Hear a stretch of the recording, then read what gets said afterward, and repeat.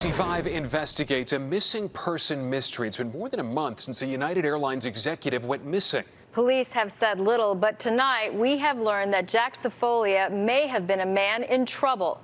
NBC5's Rob Stafford reports.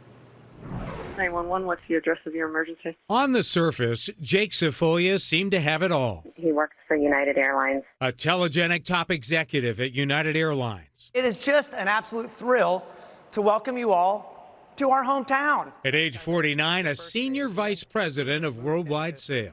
I have somebody at United checking to see if he's on a flight somewhere. Cefolia was a divorced father of two who lived in West Suburban Elmhurst and often saw his son and daughter. He missed his night with the kids. Tonight, 66 days after his ex-wife Christy called 911, Jake Cefolia is still missing. Something's just absolutely not right. To say the least, family, friends, even people who didn't know him are baffled and obviously very worried. A very likable person, highly respected at the company. Former United employee Alicia Bailey says she never met Cefolia, but started a Facebook group when he disappeared. There's just so many people out there who knew him and who genuinely care about him and want to know if he's okay.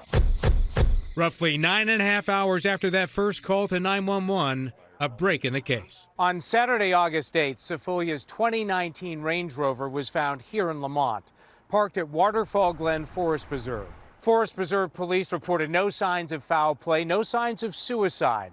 Inside the vehicle, they did not find a note, just his golf clubs and a COVID face mask. Now, Cefolia used to run the trails here for exercise, but a massive search with police, volunteers, and canines didn't find him.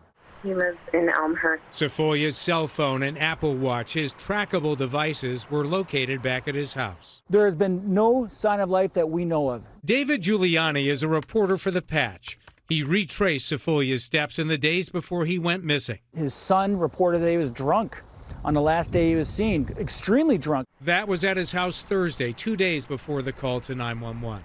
Police reports show he was selling the house, but missed a meeting with his realtor earlier that day. He's acting very out of character. He started ghosting people at work, not showing up for meetings. And then I just found out that he had broken up with his girlfriend this week. On Wednesday, 3 days before he was reported missing, he flew back from a visit with his girlfriend in San Francisco. She told police he wanted to reconcile after she broke up with him a few weeks before. Do you think that was enough to cause all of this? No, I don't think so. I mean, this is a man who had two girlfriends. At the very least, a complicated social life. But then there was this. Apparently, his ex-wife said he fantasized about going off the grid, and his girlfriend said he wanted to just go in the mountains. He wanted to leave. NBC5 investigates obtained this surveillance video from a Shell station in Elmhurst on Friday, the day before his SUV was found. Police say Cefolia's in the distance, filling his tank. Police report this was the last purchase from his Chase credit card, and he may have last been seen wearing khakis, hiking boots, and a baseball cap. Was Jake Cefolia in trouble? Jake Cefolia was in trouble, according to the Elmhurst Police Department. He was under investigation when he went missing.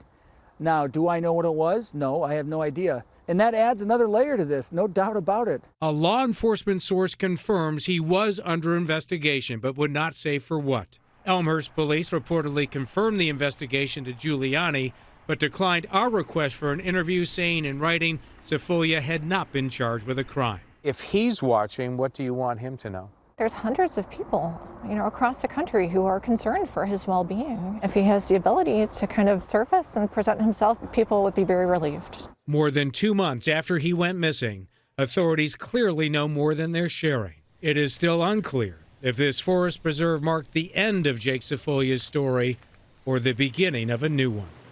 Rob Stafford, NBC5 investigates.